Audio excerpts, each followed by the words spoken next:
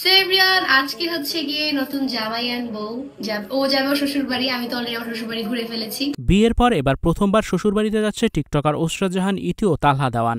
Social মিডিয়ায় viral হয়েছে সেই ভিডিওটি। ভিউয়ার্স, পুরো ভিডিওটি শুরু থেকে শেষ পর্যন্ত দেখে অবশ্যই আপনার মতামতটি জানিয়ে দিন। বিয়ে করে ব্যাপক আলোচনায় আছেন টিকটকার ওসরাত জাহান ইতি ও তালহা দেওয়ান। গায়ে হলুদ, বিয়ে, বৌভাত প্রতিটি অনুষ্ঠানেই সোশ্যাল মিডিয়ায় ভাইরাল হয়েছে তাদের। টিকটকারদের জমকালো এমন বিয়ে আগে খুব বেশি একটা দেখা যায়নি। বিয়ে পর্ব শেষ করে নতুন জামাই প্রথমবার শ্বশুরবাড়িতে যাচ্ছে। ওসরাত জাহান ইতি বলেন, বিয়ের পর প্রথমবার নাইর যাচ্ছি। আমি তো আমার শ্বশুরবাড়িতে এসেছি। তালহা এবার তার শ্বশুরবাড়িতে যাচ্ছে। বিয়ের পর প্রথমবার নাইর যাচ্ছেন টিকটকার ওসরাত জাহান ইতি। এদিন সুন্দর মিষ্টি কালারের একটি জামদানি শাড়ি পরে নজর কাড়েন টিকটকার ওসরাত জাহান ইতি। তালহাও অফ হোয়াইট কালারের সুন্দর একটি পাঞ্জাবি পরেছেন।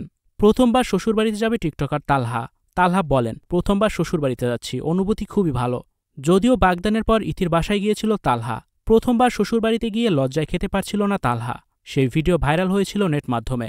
তালহার লজ্জা দূর করার অনেক চেষ্টা করেছিল ওসরাত জাহান ইতি। ইতি তালহার বিয়েতে অনেক আলোচনা হচ্ছে সামাজিক যোগাযোগ মাধ্যমে।